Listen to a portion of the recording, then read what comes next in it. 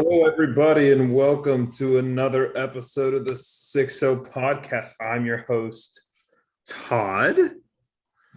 Just kidding. It's me, Walker, here with, I guess, both of my co-hosts, Todd, and then Sith Lord Jordan.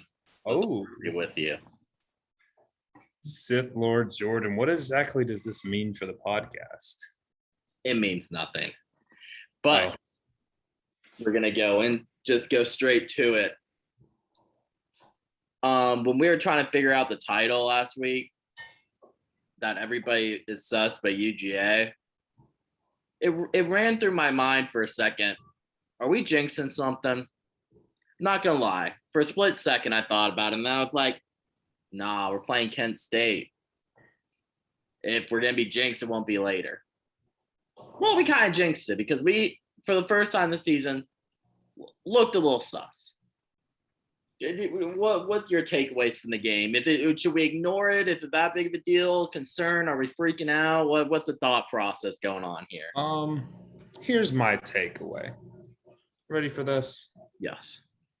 What fatal flaw was exposed by the Georgia Bulldogs in the game? Because I can't think of one. Sometimes if there's a reason to be sus, the reason should be, like something's wrong. Like, oh my God, like our cornerbacks are terrible or something. Like everyone can pass on us. I didn't see anything that was a fatal flaw. To be honest, the only thing I'm taking away from this game is, there was a lack of concentration. Literally, our players might have been hungover or something. I don't know, but I don't think this is a big deal at all, to be quite honest. I don't know. Well, serve me that much. I'll say this. I kind of agree. There wasn't really a fatal flaw that I saw. I guess other than a lack of effort, but you're playing Kent State, so yeah. I mean, as far as the defense, I guess it was Screen City. Their screens were working like crazy. Yeah, I guess that's really it. But that's just more kind of a scheme thing too, though. Yeah. I don't think that's our players are bad. I mean, and Kent State, they played Oklahoma. I think they were up at half. Who else did they play? They played Washington too. So they played big schools before. So that always kind of helps to show what you got to do. I'll say this: the only reason why this game was quote unquote close, Lad McConkey. He was literally the reason. Dude, what? Yeah. He had that muff punt where he was trying to make a play. I don't know why he didn't call fair catch. I don't know if he thought this was going to be easy, because after that Brock Bowers touchdown, that was so easy. Beautiful block by Darnell, by the way. I think everybody in the stadium's like, okay, we're going to blow him out. Let's go. But then when McConkey, I think he thought maybe he could make a move, even though he had zero chance. Muffed the punt, gave him 3 points. Then he dropped 2 touchdown passes. And then he fumbled again, which ended up giving Kent State a touchdown on the next drive for them. So he gave up 10 points, and then he dropped I'm trying to do the math here. He dropped 1 touchdown. The other one, I don't think he would have scored on it on the first play of the game, but definitely hit him in the face. And then he dropped one kind of late in the game too. Dropped one in the end zone. Well, he dropped one in the end zone because he was scared to get hit. I think we probably ended up getting a field goal out of that. And then that deep shot, when this was their 4th time giving him a chance, dropped that one. Could have been a touchdown. If it wasn't going to, we were going to go all the way to the 20. And not to mention the fumble, the muff punt, we probably would have scored, because the offense was moving the ball, but it was a little bit like Sanford where we couldn't finish drives. And then on the second fumble, we were driving the ball too. We probably would have ended up scoring if he didn't fumble. So yeah, I was going to bring up it was all his fault. He set the tone of how the game was going to go. I mean, did anybody really step up to mask that? Not really.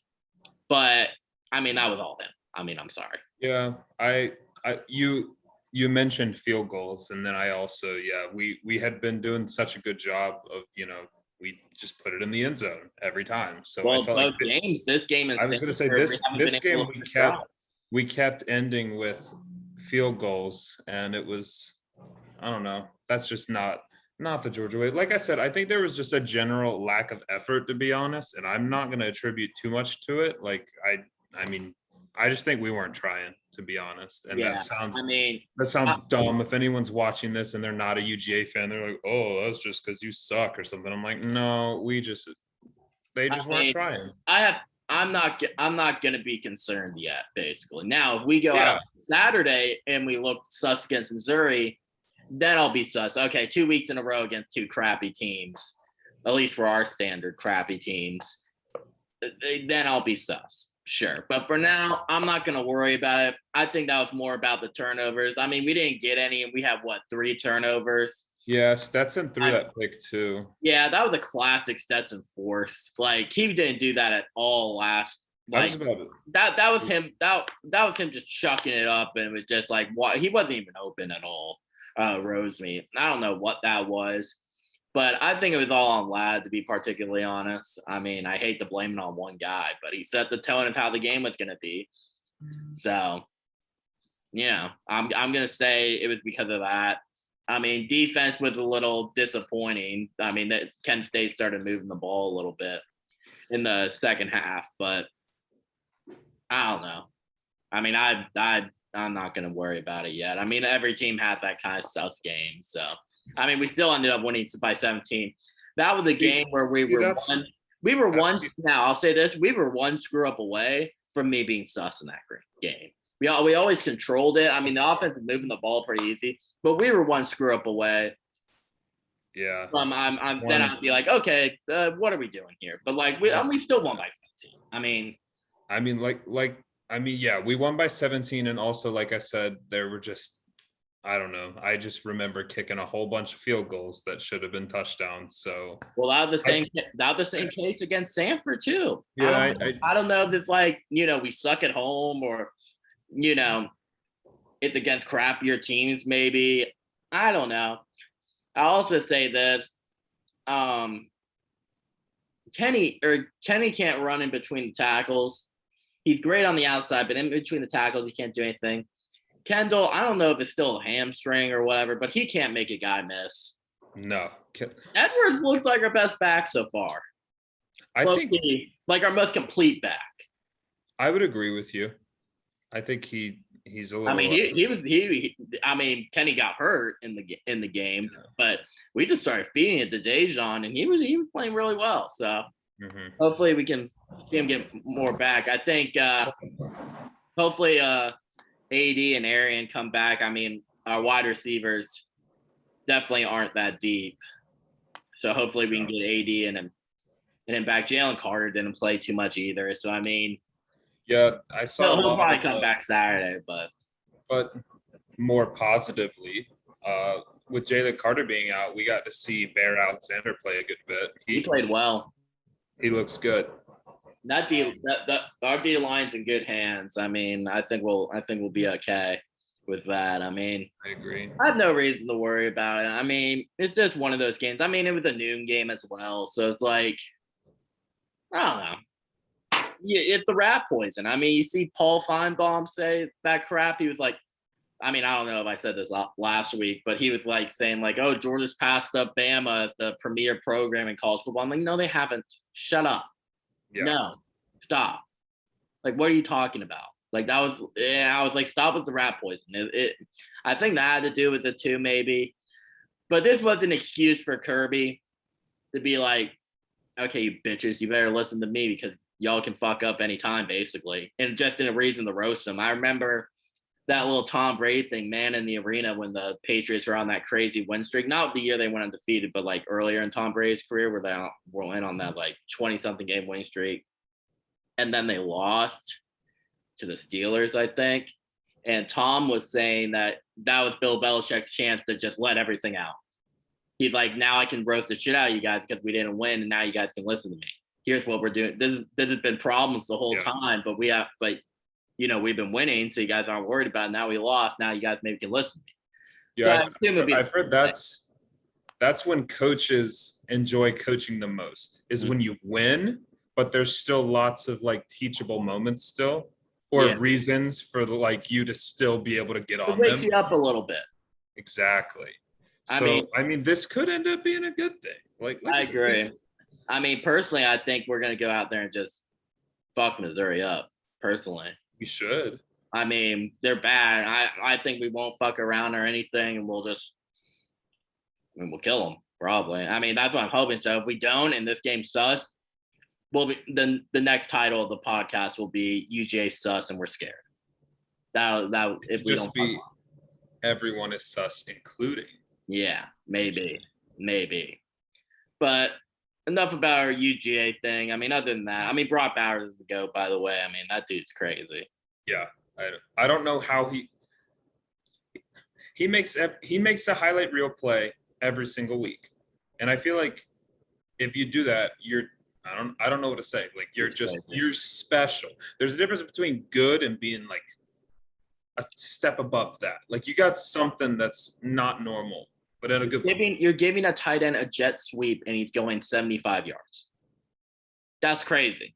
But like multiple times. Like yeah, it's not even like a one-time thing. It's not even like the defense is like, oh, they got us there. We never saw that one come. We've been doing that since he got here. I mean, he's unbelievable. I mean, so, I think the Senior Bowl guy, I forget his name off the top of my head, but Jim Nagy, I think, or something like that. He was saying, regardless of position, Brock Bowers is the best player in the country.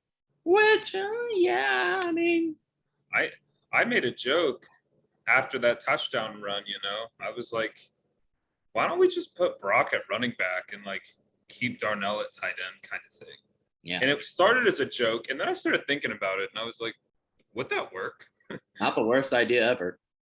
I mean, like he's just a beast. He's fast. He's big. I don't know. It might work. He's just kidding. They would never do that. People thought Kyle Pitts is like a generational tight end. Well, 3 years later, we're having a better one. I mean, he from a pure talent and big board like kind of thing, he should be drafted top 3. I don't even think that's a debate. He should probably be drafted top 3 after this draft, let alone him. He's still got another year after this. Oh, wild. So, but let's move on into probably the game of the weekend. Clemson Wake, double overtime. Clemson survives. And of course, 2 freaking points from covering. If they got that 2-pointer, they would have covered. But besides the point, Sam Hartman went hard. DJ Ugoongole went hard. 11 touchdowns combined. I watched the end of it after the Georgia game, but obviously I was keeping up with it. Does this make you more sus about Clemson with this like a great win by Clemson? What are you thinking about that? That is a good question. I'd say it has revived, I guess, a little more hope in their offense because they were able to score, which I don't know. DJ hasn't shown me anything spectacular. I thought he looked solid. I think Wake's a good team too. If you remember, I picked Wake outright, I believe, in our last episode, and I said they're going to win, not even points. Like I think they're going to win, and they could have. They just see. Maybe I'm getting off topic, but the 4th down play in double overtime, it was like 4th and 5. Sam Hartman chucks it into the coverage in the back of the end zone. And I'm like, just get 5 yards. Keep the play. I have no idea. It looked like he just got this, like that was the play. It literally looked like get the snap, Chuck. I didn't understand that. I don't like off the top of my head. I don't think he had any pressure in his face or anything. Did he? I don't remember. I don't know, but I just remember being like, dude, you only needed 5 yards. No, their offense was killing. Clemson's secondary was terrible. They got shredded, absolutely destroyed. And with the whole sus thing or not, I mean, if I'm a Clemson fan, it's great to see that DJ won a game. I mean, that was his best game since the Notre Dame game when he replaced Trevor Lawrence from COVID and stuff by far. So that was great to see him actually step up and get some confidence and everything. But man, I mean, for a team that's supposed to be led by their defense, they were terrible. I mean, they got lit up. So a little suspect, I won't lie, but it was good to see DJ ball out. He's in the Heisman race now. DJ right now. To think about, but he's 100% in it. I don't even think that's a debate. Yeah. But that, I mean, hey, a win's a win. I mean, if Clemson goes undefeated, they're in. So I mean, like, who else is standing in their way at this point? I haven't. Well, they got NC State this Saturday, top 10 game. Okay. Hey, Florida State's 5-0 or 4 or 5-0 too. So yeah. But if they can get past that one, I feel like they're rolling all the way to the finish line. Yeah. Actually, I don't know. They've slipped up historically to teams like, Syracuse or Pitt, somewhere in there, multiple times. I don't know. After that game, I think they're a little more upset prone, to be particularly honest. I'm a little suspect after that, just a little. Yeah, I agree. I think that was a good matchup, though. Like I said, I thought Wake was going to win the game. So I thought they were too. But anyway, yeah, it was a good game. I wish it landed the other way, especially when Wake scored first in overtime too. Oh, I thought they had it. Like, the dude was just wide open. He carved him too. Yeah, I was just thinking, like, this is easy for Wake. That was my logic. I was just thinking, I agree, they're gonna win this. I agree. When they got that first touchdown, dude was wide open. I immediately thought Wake was gonna win it. Like, at one point or the other. I just think it was too easy. Oh well. But moving on to the game of the Ops. Florida, Tennessee. Tennessee finally beats Florida. They almost choked, which was almost hilarious. 38-33. Hooker is in the Heisman race now. He balled. Anthony Richardson actually threw for a touchdown. 2 of them. Threw for 2. Yeah, I was going to say that. Yeah, so he balled, I guess. I mean, he played pretty well. Basically what I'm asking is, are you scared of Tennessee as the Georgia fan? You nervous about them winning the East or anything? I wouldn't say I'm nervous about them winning the East. I mean, I'm definitely, if there was a team I was most nervous about, it's definitely Tennessee right now. Like, they look good. Hooker's playing good too, I think. I mean, they let up a little, too much offense from Florida, who I don't consider to be good. But yeah, I mean, I think they're legit, but they're not on Georgia's level. But who is right now? So yeah, I agree. I mean, I definitely out of all the, like, between them and Kentucky, and I'm a little more sus to Tennessee because they can score more, obviously. Yeah. But their defense is garbage. Their defense is terrible. So I feel like when we do play them, it'll be a game where they'll put up some points, but they can't stop us enough to win the game, basically. Hooker did look good. I agree. He's a good fit for that offense there. But I don't know how good Florida is, to be particularly honest. I mean, I agree. This was a game that told me a little more about Tennessee than it did Florida. Like, just like how bad that defense is, to be particularly honest. Yeah, that's fair. I mean, I thought Tennessee honestly was going to beat them by probably 17, and I don't remember if I thought double digits as well. What about that call from I think it was the touchdown to get it to, what was it? It was like 11, I think, maybe at that point. Or maybe it was something like that, but they went for 2. To get it down to like 9, maybe, or something like that. I don't know if you remember that. I don't think I saw that part. Let me see if I can pull up what it was. Let's see. This game, I think I watched like the first half, and I didn't watch the second half. So yeah, I got to 11, 27-38 with 3 minutes left, and they went for 2 to get it to 9. If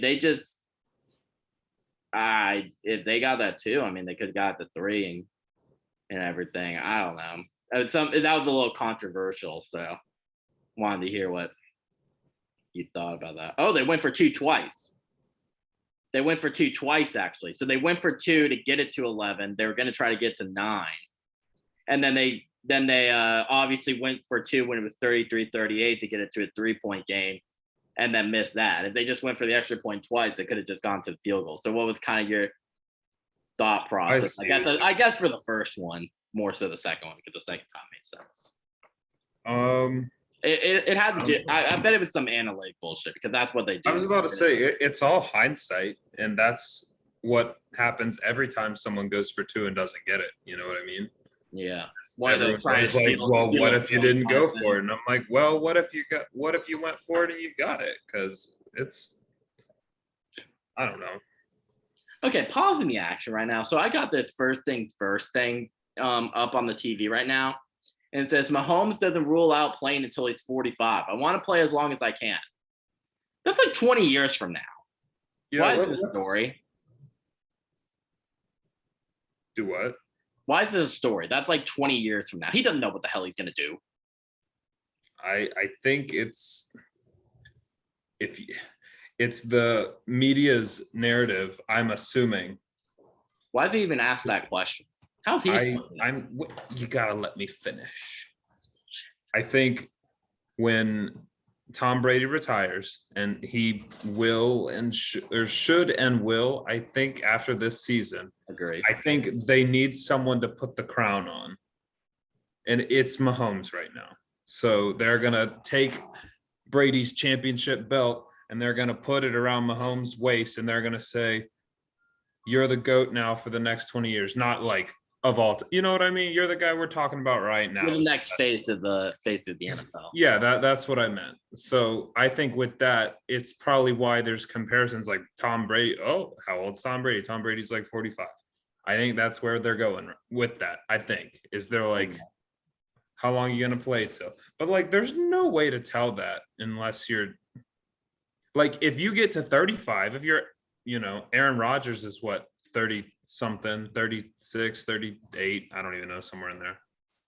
I feel like, and then you say you want to play till 45, like that makes more sense. But like, I don't know. How do you know you're not gonna shatter your leg like Alex Smith and never play again? Like, you can't say that.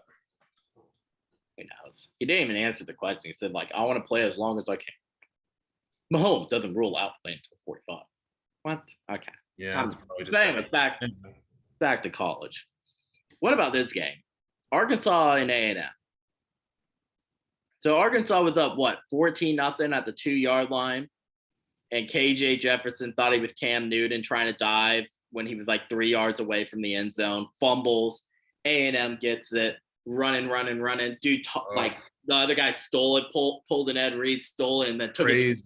That was the game right there. Because if Arkansas scored, hell, even if the guy got tackled and then Texas A&M scored, I think Arkansas would have won the game. Yeah. And that wasn't even the craziest part. What about the field goal for the win and went over the crossbar or whatever? Oh my God. It hit the top. Like the goalpost was like that and it went bonk.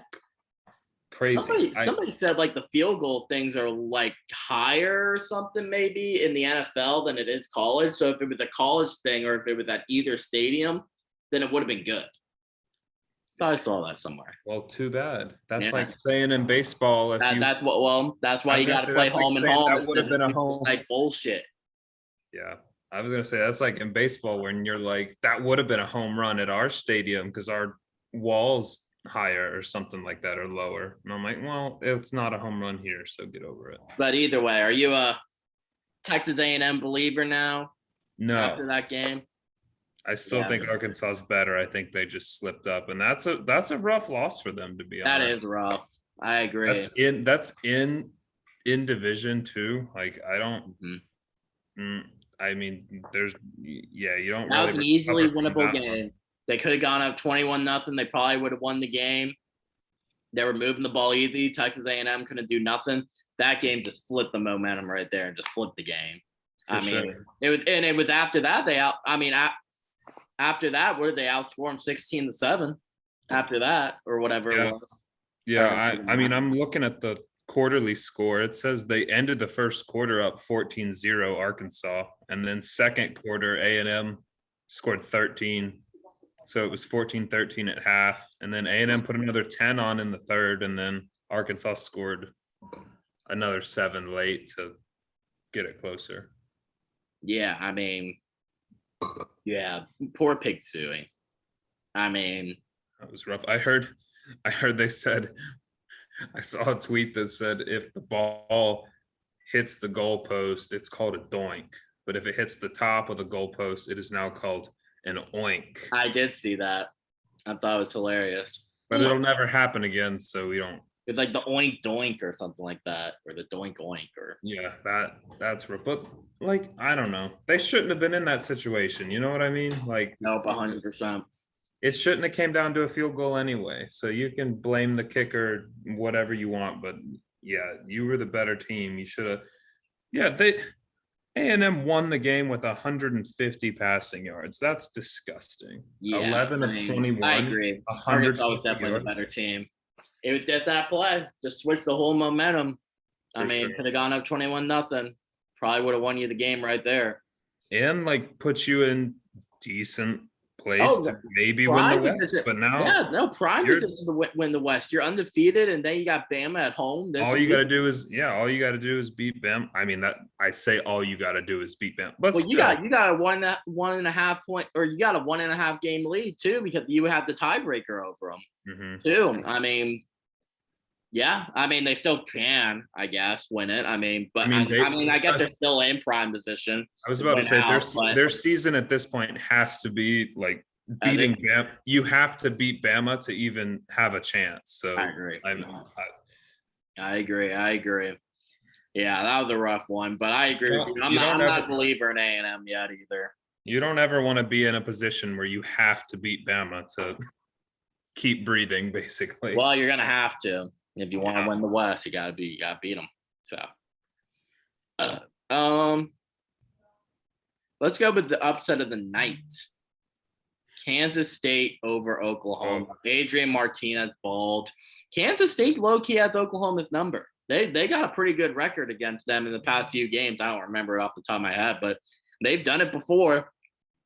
It's Oklahoma frauds. I think it's. I get the Big 12 in general. Maybe. I mean, I don't know. I thought Kansas State just looked good. You know what I mean? Like, I thought they like just looked like the better team the whole time, which I agree was strange because you would expect in a game like this, or if you're just looking at the box score, 41-34, that there might have been some swings in there. But to be honest, like I thought Kansas State looked like they were in control basically the whole time. I agree. Yeah. I don't know. They just played a good game. Who did they lose to? Who did they lose? Let's see. They have one loss. They lost to Tulane the week before, 17-10 at home. Damn. Maybe that's Tulane. Didn't Tulane almost beat Oklahoma last year? Yeah. So that can be their way of Spencer Rattler kind of sucks there. Yeah. That can be the win by association. They beat Kansas State. Kansas State beats Oklahoma. Therefore, Tulane beat Oklahoma. Yeah. They got their revenge. Yeah. No. Yeah. Yeah, that definitely hurts the Big 12 chances. I guess they still got like a few guys. I mean, Texas lost to Texas A&M or to Texas Tech too. I want to talk about that real quick. Did you see like the field storming going on? No. I would like to point out. Go watch the last pod. I said Tech over Texas. Points down, bitches. Always. Anyways, yeah, that field storming. By the way, there was one hilarious video of dudes getting on the field and he turns around to Evo and the mascot on the cheerleader and boom, right there. I didn't see that one. Oh, it was hilarious. I saw there was a guy like running on the field and I can't remember. Push the Texas guy or the Texas player. I don't. Was it that game? I watched. There was one where a fan ran on the field and like decked a player. Like he shoved him from behind. Yeah. They're trying. And I was like, what are you doing? He's ruining He's ruining storming the field for everybody. Oh, for sure. If you do that, no one's ever going to be allowed to do that again. Oh yeah, 100%. You're ruining it because that's the only. I mean, I was watching another pod, Josh Pat, And he was basically saying, like, it's the 5% of idiots that's going to ruin it for the 95% of people that storm the field.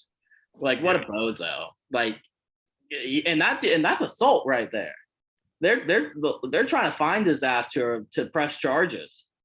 Right. With that, what an idiot. I wish the Texas guy would have saw him and punched him in the face, to be honest. Talking about storming the field in general, though, I've always been under the assumption that you should only ever storm the field if it's like a tremendous upset. I think there's situations. I mean, you're supposed to beat Texas. Here's the thing, though. The last time Texas Tech beat Texas in Lubbock was the Michael Crabtree game. So I give it a pass. Okay, that's fair. I say if you haven't beat a team in a long time where it's some straight stretch like that, or if it's like, obviously like a big upset or something, then yeah. But if it was the case of, like, I don't know, if it hadn't been until the Crabtree days they beat them, then okay, yeah, sure. But I give that one a pass. But yeah, I agree. Sometimes schools overdo it. Like Clemson, I hate you. And people be like, it's tradition. Oh, shut up. It doesn't make it special. The point of a field storming is supposed to be special. I agree. But also, to have the ability to storm the field, in my opinion, you have to be an underdog, which I guess Texas Tech was. As a general rule, which maybe is why I don't understand it, because I'm never the underdog. Amen, brother. Underdog. I mean, the only time on the top of my head where Georgia stormed the field was like Tennessee back in the early 2000s, and they had a long losing streak to Tennessee or something. So I give that one a pass too. But yeah, I always wanted to storm a field. I feel like that'd be so sick, but I'd rather be number one. Exactly. I'd rather just be good and not have to pray for us to possibly beat a good team at the last second. Yeah, I agree. Well, let's move on to next week. Next week, I'll pick some games here. Some pretty good games. We'll start off with, how about Michigan looking a little sus against Maryland last week? Only won by 7. They got to go into Iowa. 3-1 Iowa. Iowa's done it before. There's they kind of feel like the Auburn low key of the Big Ten, where spooky things happen. And when they're at home, they get some upsets. Michigan -11. Can Iowa do it again? I actually have a friend that went to Iowa, and I was watching some Iowa football last week. Ooh. It wasn't fun. Oh. There were more punts than first downs. Their offense is garbage. It was funny because he was like, dude, punts are cool and defense is cool. Like, he was into it. And I was like, you know what? I respect it. If you like it, you like it. You know what I mean? Like, yeah. I can't watch this brand of football. I mean, I did. Hey, if you like them, more power to you. Hey, and it worked. I remember I walked into the place he was watching the game at, right? Mm-hmm. And I sat down next to him, and they were up like 14-3 or something on Rutgers. Yeah. He was like, both of our he was like, both touchdowns we scored were defensive touchdowns, baby. No, I'm looking at the scores right now. So South Dakota 7-3, and that 7 did not come from a touchdown, the field goal and 2 safeties. Of course. Then they lost Iowa State 10-7. That's disgusting. And then they beat Nevada 27-0, and then, like you said, they beat Rutgers 27-10. So their offense is garbage. Like I said, 14 of those points were from pick sixes. I mean, that's crazy. That all to say, I think there'll be a speed bump, I should say, for Michigan. Michigan might struggle a little bit, because their defense is tough. You got to give it to Iowa. They're always corn fed boys. But they just won't score enough points to win the game. I'm sorry. I feel like they could potentially keep Michigan under whatever 21 points or something, but there's no way they score 21 points. So I don't know. Yeah, I'm gonna say I kind of agree. They're not winning this game. I mean, you can't. I mean, unless they get a few pick sixes or something like that again, they ain't winning this. But I do say I'm gonna pick them to cover. I think Michigan wins by like 10. I think that's fair, but Yeah, I say they cover. because the final score will be 13-3 or something. Yeah, basically. How Iowa games go, and they're at Iowa too, aren't they? Yep. Yeah, I agree with you. That's all I'm saying. But let's move on to a little cross-division SEC. Ooh, Kentucky going to Ole Miss. Ole Miss -7. What are we thinking? Ole Miss -7? Really? Yeah, they're ranked 14. Interesting. What's Kentucky ranked? 7. And they still think Kentucky's going to beat them by 7? No, I think Ole Miss is going to win by 7. Oh, that's what I meant. Yeah. Interesting. I don't even know. I think I would take Kentucky or the points in that one. Right? Yeah. I mean, I agree. I think Kentucky's going to win. 7's a lot. Yeah, I think Kentucky's going to win straight up. Yeah. I mean, they got their running back, Chris Rodriguez. Zach Evans is questionable. Throw it back to him. He's at Ole Miss now. He's questionable. I'm cheering for Ole Miss. Don't get me wrong. Go Rebs for this game, because I want to clinch the East as fast as possible and just get that over with. But I agree. 7's a lot. If it was like 3 or 4, I'd be like, okay, that makes more sense. But yeah, 7's a lot. But I'm stupid. Vegas knows everything. But I'm gonna say Kentucky wins straight up. Yeah. So I think that's interesting. All right. Well, we were just talking about the Arkansas boys. Their SEC West hopes come down to this game against Bama coming into town. -17 for Bama. An interesting stat that I saw. So Bryce Young has started 5 true road games, right? I saw that too. 4 of them, they won by like 3 or less or lost. That's crazy. Just something to put out. But is that trend going to continue? Can Arkansas do it? No. Yeah, nah. If you ask, I lost faith after last week. I'm sorry. I lost faith after Missouri State, to be particularly honest. Yeah. Like if you asked me 2 weeks ago, I would have been like, oh, I could totally see Arkansas like winning that. Like it would be a big upset, but I could totally see them doing it. Now, no, not at all. Even before the A&M game, unless they went out there and blew out A&M, which I guess they were on the verge of doing.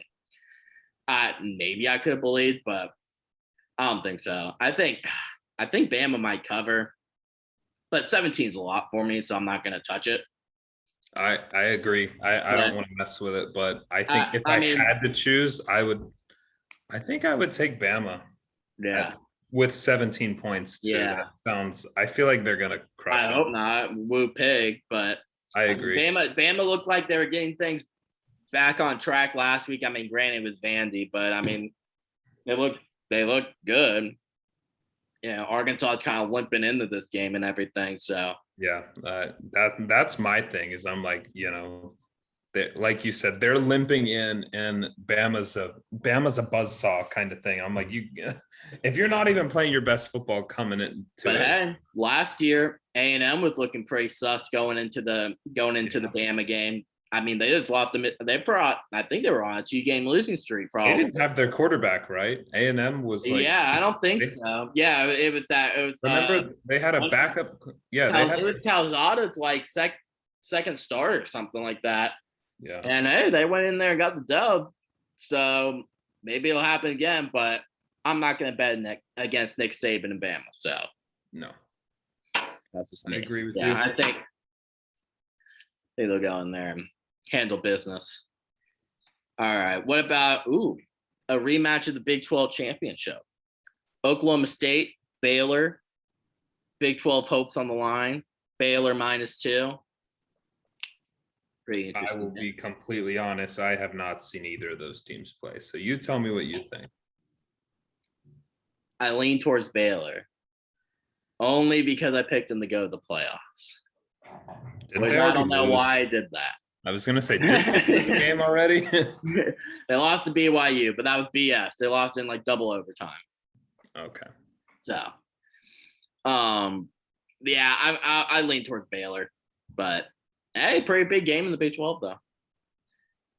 Ooh, how about this? FSU, maybe low key the surprise of the season so far, 4-0. Wait coming in after that heartbreaker. FSU -7 Where are they at? at FSU. Interesting. I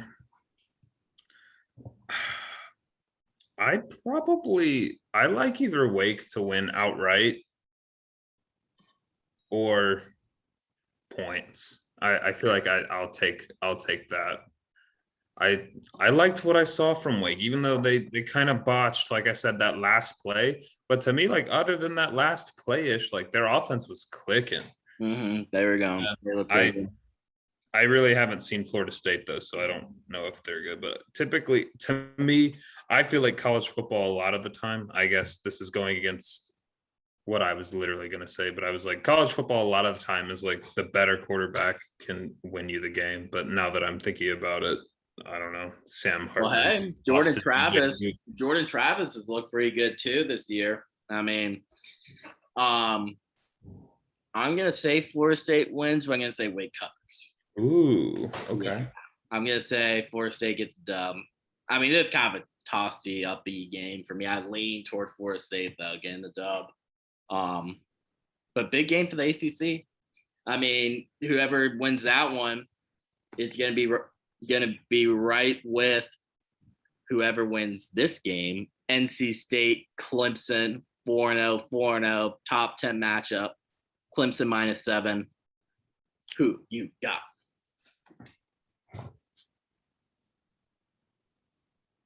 You said Clemson and NC State? Yep, Clemson -7.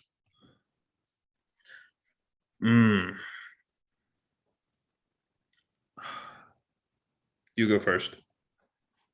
I gotta think. I really want to pick NC State. I really do.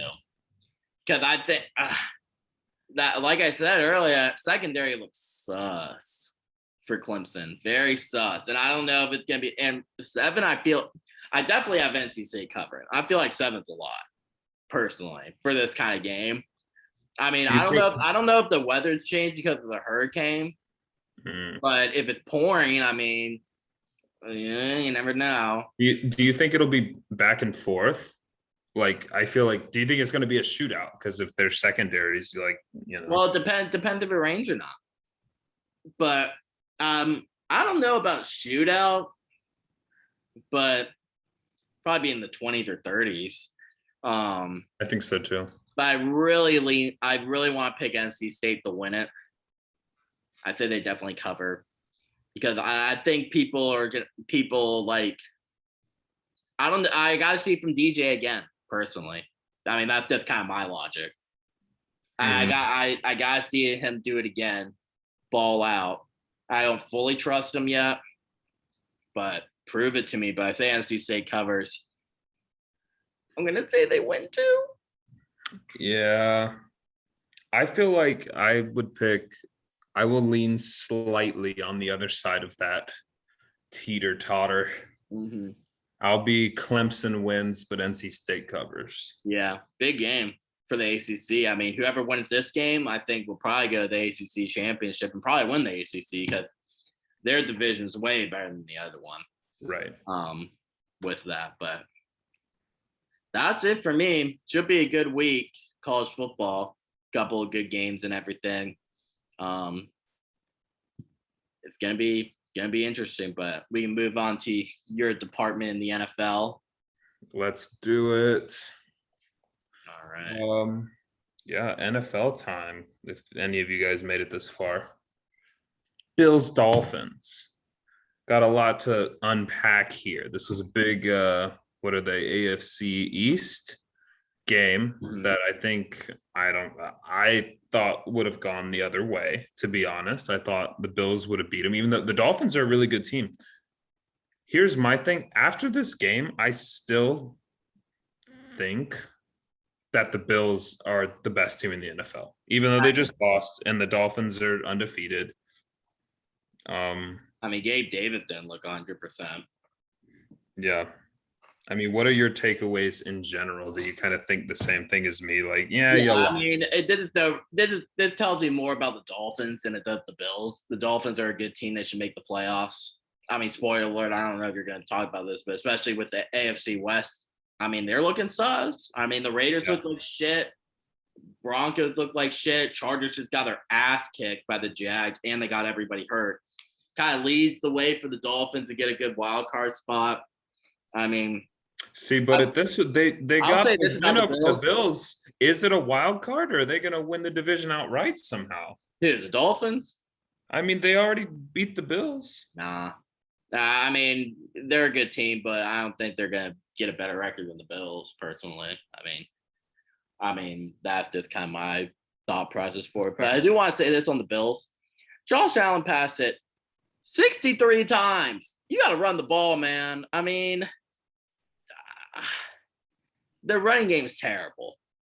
Josh Allen was also their leading rusher. Like, he does that every week.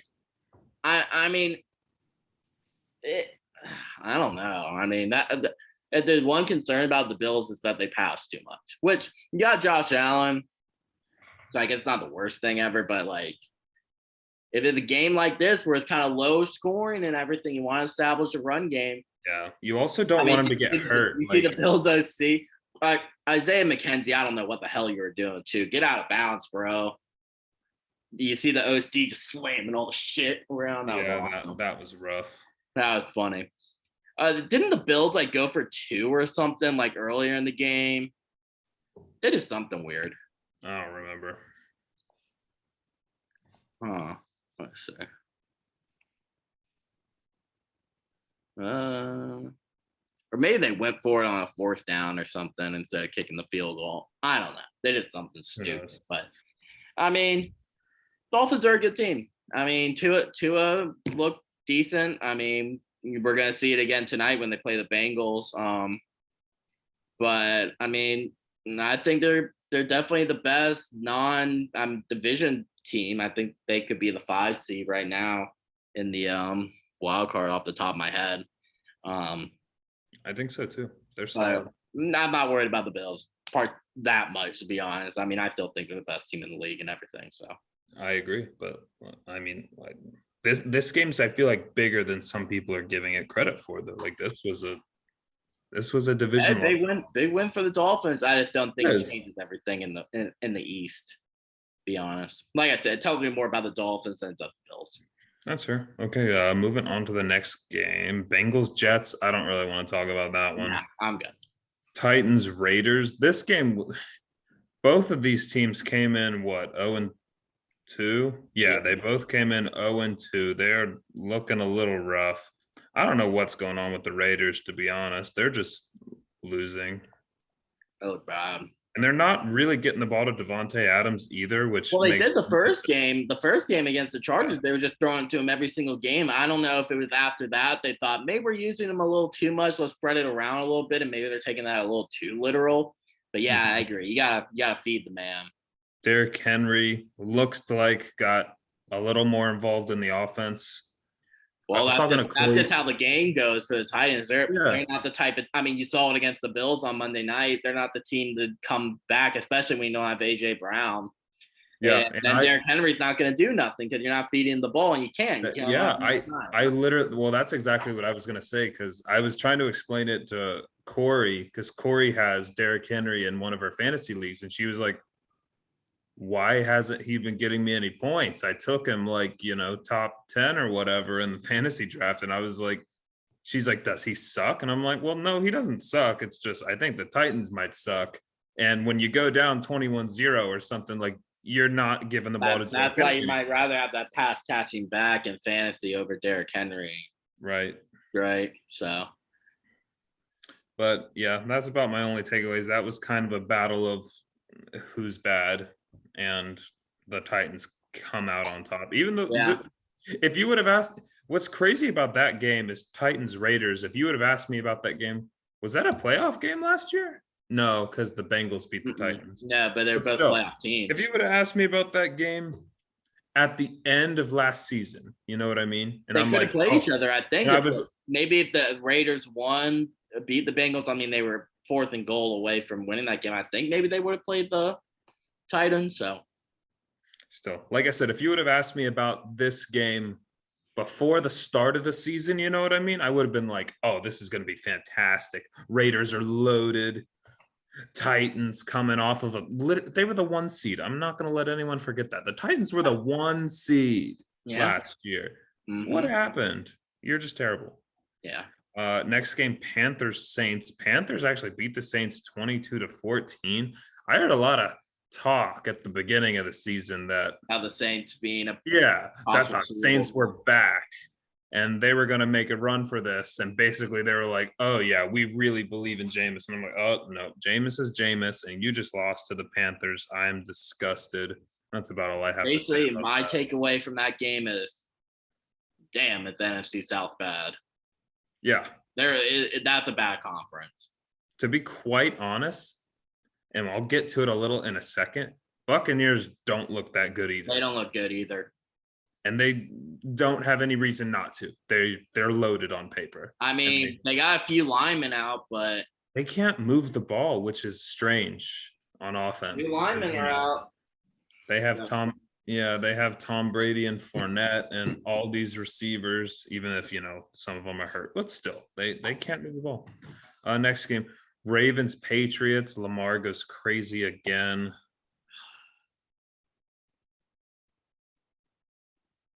Are you frozen? Oh no!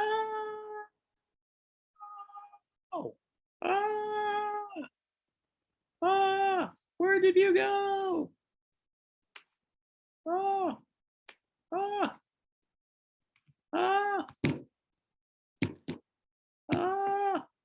Oh, you're there. Are you here?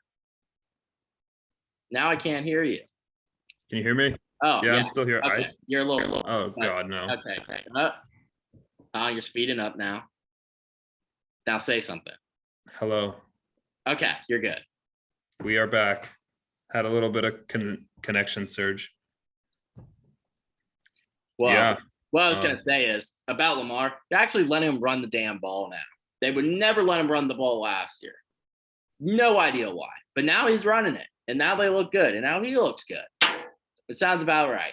Because he was on my fantasy team last year and didn't run the damn ball. So. Yeah, Lamar's looking like an MVP candidate again. And that's about it, right? Ravens look solid. Their defense has been giving up points though, but they put the ball in the end zone, like they're going to. I mean, the Ravens are scoring so fast. It's just exactly how that tempo of that game's going, I guess. Looking on the other side, we got the Patriots. I'm just looking at the stats. Mac Jones with 3 interceptions, 0 touchdowns. Well, he ran one. He got hurt. Yeah. Did you see that picture of him? Like they were carrying him off the field and he looks like he's crying, which was. No, it's painful. I don't blame him, but still. Patriots, that offense is a disaster. Mike Patricia's calling the play calling. Yeah, that's gross. I just think Tom Brady's looking smart on that one. I was about to say, well, not only is he looking smart, but I almost feel like is Belichick's stubbornness at this point almost tainting his legacy? A little bit. So I almost feel like he's like, I'm not going to bring in big name players or something. We're all going to do it the Patriot way kind of thing. And I'm like, well, that works when you're winning. And when you're not, and you kind of look terrible, it's like, it doesn't still work. It kind of goes back to, we're switching it back to college, but look at Saban. He adjusted. Hell, even Kirby's adjusting too a little bit. Our offense is spreading out a little bit, but Clemson Bama's done it with the transfer portal and just opening up the offense too. Yeah. Switching to basketball, Coach K, he never went for the one and dones. Now he went, and then when he went for the one and dones, and it worked out pretty well too. It's all about adjusting. You don't want you gotta evolve, or you're gonna be left behind. But also, I was talking about legacy too. Legacy wise, yeah. There's been this debate. Those guys didn't have the same player for all their accomplishments. That's the thing. So I agree. Yeah. It's like I don't know. The for literally 20 years was, is it Belichick or is it Brady? And I'm like, you kind of got to do something now, Bill, because Brady's gone and you don't look great. I saw a stat of his, like, if you took his what was it? If you took every game Bill Belichick has coached that Tom Brady was not playing in, he's like 65 and 78 or something like that. And they said he basically had the same, it was like very comparable, almost identical to Rex Ryan careers as a head coach, which was interesting. That's a little interesting. And I was like, that's weird. Yeah, I agree. I don't know. They're like, without Tom Brady, are you just glorified Rex Ryan with 6 Super Bowl rings? Yeah. Let's see. Anyway, next one. Oof. Vikings. He should retire, by the way. Bill Belichick. He should retire. I think so too. This year he should be gone. And just not that the Patriots would ever fire him or anything, which I don't think he can. You don't want to hang on and be like, because people remember you what you were. Your legacy, like you were just saying. Yeah, people will remember you what you were at your last, which is why, I don't know, not to get morbid, but players and people that like die really young. You know what I mean? Like you've only ever seen pictures of what? Marilyn Monroe, good example. She never got old. You know what I mean? Mm-hmm. So she's still on posters in people's wall. It's kind of the same thing. If Belichick holds on too long and just like, if I don't know, like the end kind of got ugly when Brady. Exactly. If the Patriots go too, I mean, imagine if he retired like before Brady left, like after their last Super Bowl, Belichick's like, I'm out. Everyone. I mean, what can you say? Exactly. But nah, I still think we'll just see. Next game. Vikings Lions. Vikings score with like 17 seconds left, beat the Lions. That's gotta be heartbreaker because yeah, what a show. The Lions were dominating that game. Exactly. And they've been looking good this season too. So that's about all I have to say about that one. That sucks if you're a Lions. Yeah, I mean, that was a tough one. I mean, they were definitely, I don't know how the hell the Vikings won that one. And that was even with Justin Jefferson doing nothing. But that's a tough one right there. That would have been complete steal of a win. They were looking like the better team the whole time. And then I don't know what the hell happened, to be honest. I have no idea. They look great. I mean, we were saying it in an earlier pod. They're going. The Lions are going the right direction now. They're going in the right direction. So. Can you go? They are going in the right direction, but you'd think you can get a division win and not lose. I mean, that's just perpetuating that losing culture. So that's why I'm kind of like, let's pump the brakes a little bit. Next game, Eagles Commanders. I mean, it's the Commanders. They're kind of terrible, but that was a domination though. Yeah, Eagles look scary right now. They're legit. I think they're legit too. Jalen Hurts actually looks good. MVP candidate too. For sure. Him, Tua, Lamar, I gotta say. Josh, and Patty. Probably. Their offense is working. Their defense is. They got a bunch of guys on defense. Like every position is like a notable name. So they're good.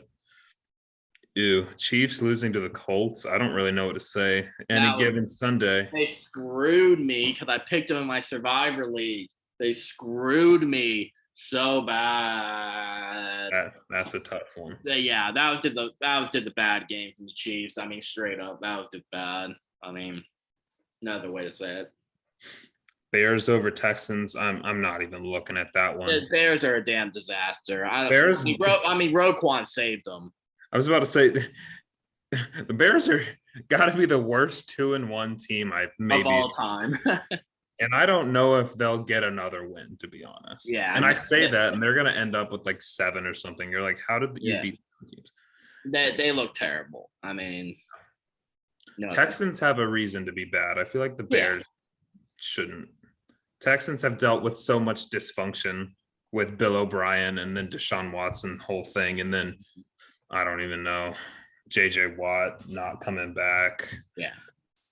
I guess Bill O'Brien and DeAndre Hopkins are tied at the hip in that. Anyway, I don't know. Texans deserve some slack. By the way. Yes. That might be like you say that might legitimately be the worst trade of all time. I could agree. It was DeAndre Hopkins for David Johnson and like a washed up David Johnson. Yeah. And like a second or third round pick. Yeah. Terrible. Jags Chargers? Are the Jags good? Are the Jags good? Not bad. I'll say it. I don't think they're too bad. Trevor Lawrence is making that step up. About to say, it's amazing what happens when Urban Meyer leaves, and you get Doug Peterson, who's a pretty good coach. I mean, I don't think they're that bad, personally. I don't think they are either, and I think I said it last week. I think they have a decent. They got a good chance. Now. They snapped an 18-game road losing streak. Yeah, and they did it convincingly. Oh, they destroyed them. I consider the Chargers a pretty good team. Now, I don't. It was a question mark whether Justin Herbert should have been playing in that game, though. I agree. So I don't know. Was he hurt, or did they just get dominated? It seemed a little bit of both. I mean, I didn't watch the game. I was sleeping, and I got woken up a few times with David ranting, and by the time I wake up, the game's over. I mean, he turned it off with 7 minutes left in the 30 set, but I get in there. I'm assuming the Chargers lost. He's like, we got destroyed. And I was like, what's the score? He's like 38-10. I'm like, what the hell? He's like, yeah, we suck. He's on the Chargers. He's finally on where I was, where the Chargers are never going to do anything. Classic Chargers. Was that a classic? You have this great team, but everybody gets freaking hurt. Their center's hurt. Rashad Slater's out for the year. Justin Herbert's got cracked ribs. Keenan Allen hasn't been hurt. Joey Bosa's now out too for a little bit. Yeah, it just classic Chargers. Austin Eckler looks terrible, by the way. Yeah, I don't know. I feel bad for anyone. I mean, J.C. Jackson's hurt too because they rushed him back for that Kansas City game. He hasn't played that much either. So just classic Chargers. Does everybody getting hurt or them just choking games or whatever? I mean, but hey, credit to the Jags. They look good. That's what I'm saying, and I'm like, they look decent in their other win too. They're 2-1 right now, and like I said, I'd pick them to win AFC South right now. Like they can beat the Titans. And I feel good about it. Yeah, exactly. It's weird. But let's see what happens in the coming weeks. But hey, they got the Eagles. They got the Eagles this week. Yeah, that one won't be fun for them. Or maybe they might. Maybe it will. I don't know. Yeah, I won't put it underneath them. Next game, Rams Cardinals. This game was a stinker. Final score 20-12. Cardinals are a mess. I don't know what's going on. They are a mess. I was just about to say that. Cliff Kingsbury's gone. But also, he's going to be gone after this year. Rams offense so far has been very underwhelming. Allen Robinson's been a complete bust. Yeah, that turned out to they signed a bunch of money. It's Cooper Kupp and nobody else. I know they need Odell back for sure, but honestly. Their Rams are worrying me. I do think they could be one of those teams that like gets better as the season goes. So Tom Brady does it every year, which is also why I'm not counting out the Buccaneers to still like make a run in the playoffs. No, but Cardinals look like shit. Kingsbury's going to be gone. I mean, we'll see what happens when D-Hop comes back. Maybe that'll change things. Kyler, bro, the whole contract thing about him watching film and play instead of playing little video games. Not looking great.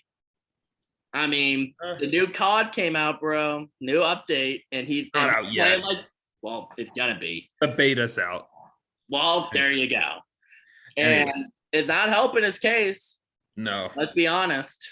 It's just it's so hard to find the guy. Like there's only like a couple of them right now that, like, you know what I mean? Like I'd say obviously Josh Allen and Mahomes. I'd say Herbert's up there. And then like I mean Tom Brady and Aaron Rodgers, but they're both old. So like, but who really Maybe like Burrow, maybe. yeah, Burrow's up there, maybe Lawrence, you know what I mean? But Yeah. who really has their guy? Like I feel like if you have a guy, and I consider Kyler, I would consider him above average. I think if you got a guy that's a top, even like, I hate to say it, a top 20 quarterback, you kind of have to pay him. Which I feel like that, I think I said that when, whatever, if we ever discussed it way back when, but you just have to. Like, yeah, I mean, it's one of those situations. You know how hard it's going to be to find a guy better? Lamar. It's like, who are you going to replace him with? Kind of thing. Exactly. It's like you don't same thing with Dak. Same thing with Dak. It's like, what do? Do you go back and you throw darts at the draft board? Because it just doesn't work. Like, yeah, it's very hard to draft a guy. It's hard enough to get that guy in the first place. First of all, getting the first pick. Second of all, using that on a guy that's not going to be a bust. Yeah. And three, you got to hope he's like a top 5 quarterback. I mean, exactly. It's just can you win a Super Bowl with Kyler Murray? I don't think so. Nah, yeah, and he's a pretty good quarterback, but compared to the rest of the league and everything. So, yeah, I mean, it's one of those situations where you just pay him and you hope you can build around him and get some luck and go deep in the playoffs. I would say Kyler, to me, how am I trying to word this? I don't think you could ever get to a Super Bowl with Kyler, but I think if you were in a Super Bowl game and it's just one game and Kyler's my quarterback, I would feel decent about it. But I don't think Kyler could string off, like, you know what I mean? Yeah, I don't think he's going to win me 4 or 5 games in a row and get me to the Super Bowl. Yeah. So, but if I had him in the Super Bowl, I would love his little run around ability he does. Anyway. But Kingsbury gone, bro. Yeah. This is kind of his prove it year, which it was a weird hire in the first. I mean, the only reason they hired him is because they were trying to draft Kyler and they were trying to like revamp and catch up to the modern NFL or built in the future spread offense, mobile quarterback kind of thing. But let's be honest, I mean, it was a little bit of a sus hire in the first place.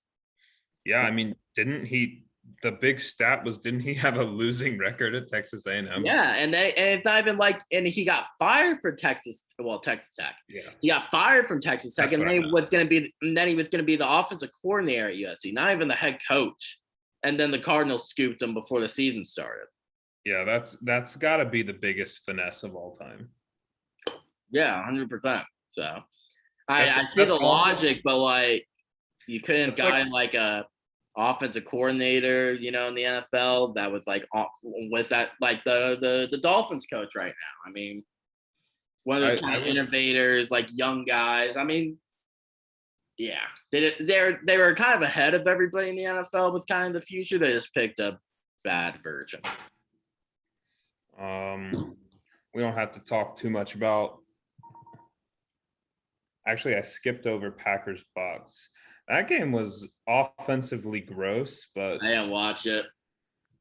I missed all the 4:00 games, basically. Oh, well, it didn't look good. Tom Brady and Aaron Rodgers both struggled. I thought it just wasn't pretty, but I do think this could end up being a playoff game or later on down the line. I think, like I said, I think these are 2 playoff teams still. Yeah, I think, like I said, both of these teams, I think, put it together later, especially with the Packers and their young receivers. Like, I think they'll get on board with whatever the offense is trying to accomplish. Buccaneers have looked not great. but also, they got Tom Brady and they're 2-1. So Falcons, Seahawks. Cordell's the GOAT. That's about all I got to say about that game. We actually got the Kyle Pitts. Yeah, it was just we look solid. I feel like our offense has been going blow for blow a good bit. I mean, we were down 28-3 against the Rams or whatever, and then kind of stormed back. But the other two games, we've been going back and forth. Yeah, We're not. I don't know. It's like weird. I said, It's almost like we're Falcons where they get like 6 or 7 wins, miss the playoffs, and get like the 8th pick. Yeah, I feel it because I feel like we can hang. But that almost makes it more miserable because every game we're in, we're not just getting blown out. It's like we're going to be in the game. And then at the very, very end, we're going to lose. Well, that's classic Falcons. Yeah. But anyway, that's about all I got to say. This guy right here behind me. Hey, what about Drake London? Everybody was calling him a bust. Oh, why did you draft Drake London? You don't need a receiver. Yeah, you did. Your receiver core was awful last year, and then you lost Ridley on top of that. Yeah. Drake London was good. I said, hey, he was my wide receiver too. I was telling Trevor, I was like, if I had to get a Falcons jersey right now, I'd get a Drake London jersey. Yeah. Of all players on the team right now, that'd be a cool jersey. He looks cool out there too. He's wearing the all black with the all black, black jersey, black long sleeves. And I love the way play good. I like it. I love the way he just punishes those small cornerbacks after the catch. Like he's not super fast, but like he just catches the ball and he's like, get off me. And I'm like, I like it. I appreciate it. It's different. And I think we talked about it way back. If you want to go way back to the draft analysis, I was talking about, I don't know how it'll translate to the NFL, but so far, so good. So far, yeah. 49ers, Broncos. God, this game was terrible. I didn't watch it. Thank God. Broncos are a mess. Yeah. Once again, you called it. You said Broncos are either going to the Super Bowl or they're going to be like the worst team in the league, and they're just looking awful. Hey, and the worst part is they're 2-1. Yeah, I know. Well, who do you put the blame on more, Russ or Nathaniel Hackett? Who takes more of the blame? Honestly, I'm gonna go with the coach, even though I think Russ has lost. I was about to say lost a step. I think Russ has lost multiple steps, but. I mean, some people were saying Russ is coach is probably more to blame. They just seem like the offense doesn't work or they don't know what they're doing. And I don't know, all the time management things that happened like 2 weeks in a row, didn't it? I didn't know if anything happened this week, but yeah, I mean, this was kind of people were kind of saying before they're saying, oh, Russ is washed and stuff like that. Like, yeah, he's also in a new scheme though, with new receivers and whatever. You can make excuses, but yeah, he didn't look good. He hasn't really looked that good the past year and a half, though. Yeah, like he didn't look good last year, and he looked solid in the first half of last year, or sorry, 2 years ago. Yeah, and they stuck and then he broke his finger or something, or was that last year? I don't remember. Anyway, well, Richard Sherman's called him out. I think somebody else on Seattle. Eli called him out. Yeah, that's funny. You see how he responded? He's like, I'm 3-0 against Chad Powers. I'm like, oh. Did you see his new Subway commercial, Russ? Yeah. I think he's doing it on purpose. I'm at the point where he's doing it on purpose, like just his whole persona or whatever.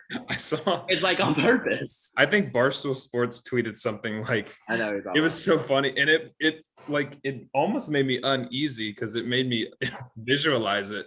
They said something like Russ is talking to that sandwich or talking to the camera like there's somebody tied up, like duct tape mouth sitting directly behind the camera, and that's who he's talking to.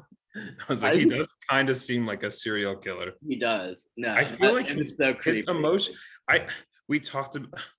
I think that was in the last pod too. I was talking about how weird it was when he was hyping his team up to yell, "Run, pass!" I And watched that, and I love how it's like, it seems so pass! fake. They actually all did it, yeah. Yeah. I'm like, his personality to me seems so manufactured. He's Like, he's a weirdo. have you also seen? We don't need to get into it, but there's been a couple videos. Russ likes to switch up the way he talks depending on who he's with, if you know what I mean. What, like act like white or black? Yeah. No, I mean his voice changes and people have started calling him out for that a lot. I can see that, yeah. But yeah, I can see that. I don't know, which also makes me think that he's faking everything. I don't know what his deal is. I think he is too. I think at this point it's like real. He's just like putting it on for show. Yes. Who is Russell Wilson? Nobody knows. Mr. Unlimited. Does his wife even know? Like Mr. Unlimited. Mr. Unlimited is looking very limited. Okay, next game. Cowboys Giants. Oh, I don't want to talk about that shit show. Neither do I. Also, here's all I know we're thinking the same thing. Stop putting NFC East teams in prime time. Or at least when they're playing each other. It's never gonna happen. Just it's not. It's so dumb. They're just all so bad. Saquon's a beast, but damn, Daniel Jones is terrible. And damn, hey, good for the Cowboys though. I mean, they got 2 wins since the Dak injury. So, respect. Yeah, Cooper Rush doesn't look bad. Honestly, he looked solid. Yeah, Giants. I don't even know how are they 2-1. How have you made it this far with Daniel Jones? Like, really? Well, remember, it was the Panthers were 3-0 last year with Sammy D, so it'll all even out. I agree. Okay, well, that was all for that week. Do we want to even look forward to next week? Damn, the group message roasting the Chargers, roasting David and the Chargers. That's what you get, David. He shouldn't have been talking shit in the offseason. You got to know how this works out every time with the Chargers. Some solid games next week. We got Dolphins Bengals tonight, which could be interesting. I like the matchup. It's kind of cool, but like I said, I think I said it last week. I haven't seen enough from this Bengals offense. It hasn't been as potent as it was last year. At least, I don't know. So I don't know if they can hang. We have to see. No. You thought it wasn't going to happen, but it is. Jordan Sons, lock of the week. Oh, my God. Bengals, -3.5. You think the Bengals are going to beat the Dolphins? I think they are. I think it's just going to kind of work out that way. Interesting. Well, I can see it happening. Yeah. I mean, Tua's hurt. He's going to play, but he's not 100%. I think Waddle's hurt too. A few injuries, so. Interesting. Okay, well, I forgot about that. Well, I mean, I sure hope they do. I have Mixon and Higgins on my team, so I'd love for them to just explode on offense. I would. I'm playing Joe Burrow, so. Ooh. Sunday morning, 9:30 a.m. across the pond, the Vikings and Saints. I heard a kind of terrible joke that said that the queen died so that she didn't have to see Kirk Cousins and Jameis Winston play. Hey, Jameis might not play too. He hasn't practiced today and yesterday, so it might be Andy Dolan. Oh, Jesus. Okay. So it might be the queen said, not on my turf. Yeah, no thanks. Just kidding. I have respect for the queen. Don't worry. Respect, but she was like 100 years old. No, I saw something today. This game's going to be disgusting. I saw something today, and it said something. There was like an article, and it said, cause of death of the queen revealed. And I'm like, she's an old fuck, basically. I'm like, that's got to be it. There's no other way. And then, of course, I clicked the article. Her heart stopped beating. Yeah, it said, die because of old age. I'm like, no shit. We got a lot of. And can I put a disclaimer out there, too?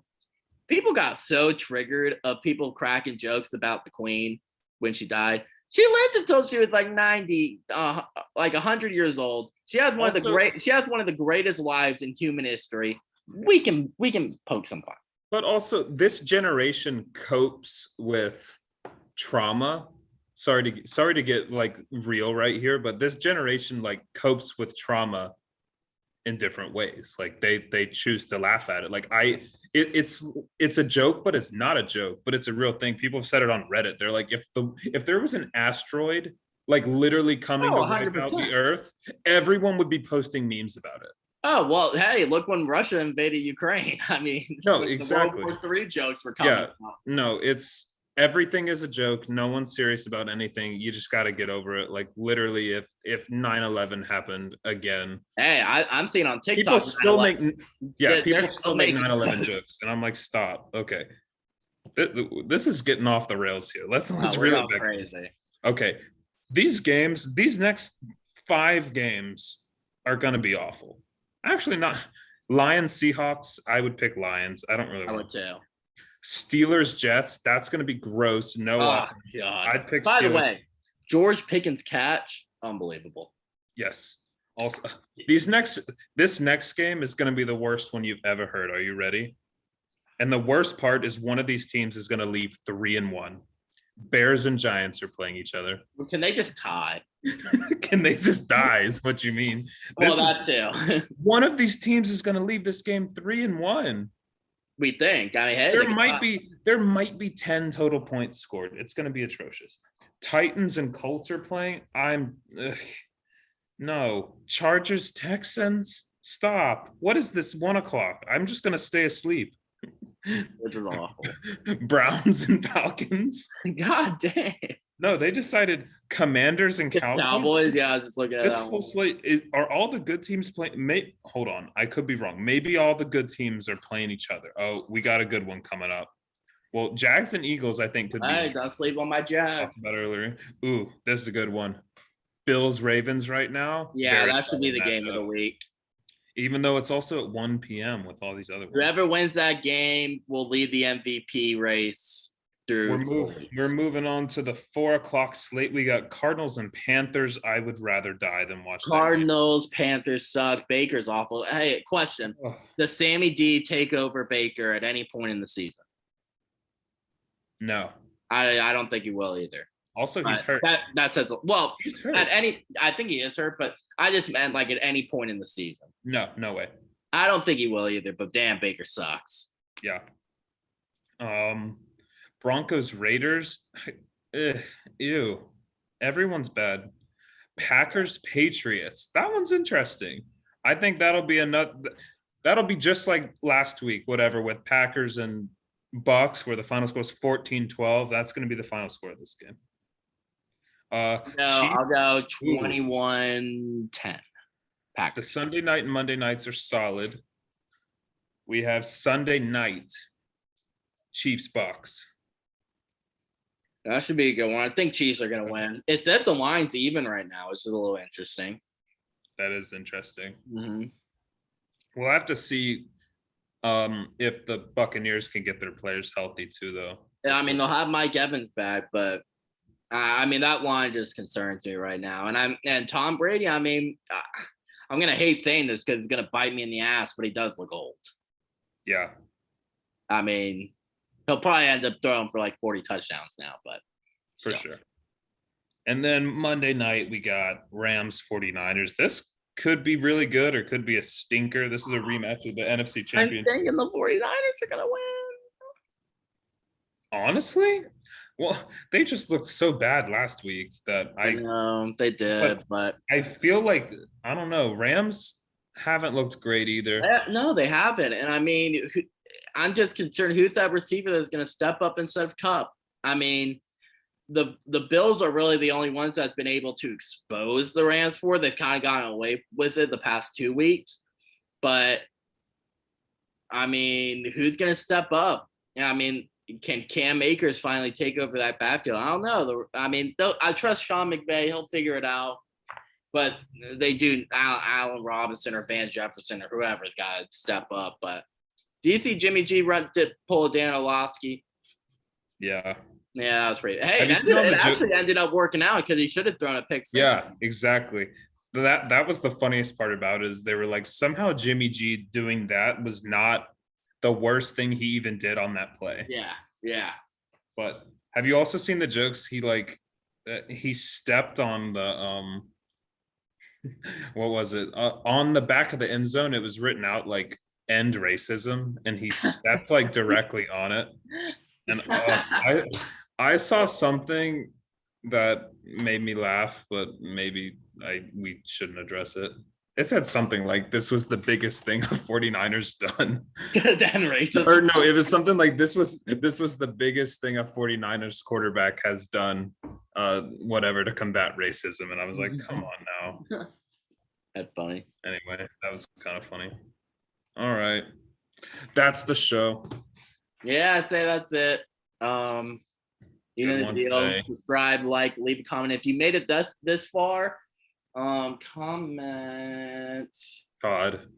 Guest host Todd. Well, actually, no, don't comment Todd, because they could have House commented that. Dragons. Ooh, yeah. I haven't watched it yet though, so no spoilers. Oh, it's really good. We should make a podcast. We should make a pod about House of Dragons too. I need to watch it. I haven't started, and I know I need to. I've been too lazy. Just at this point, just wait for the whole season to be out. Yeah, low key. Because we're already on episode 6 out of 10. Yeah, it's like 10. Yeah. Well, all right.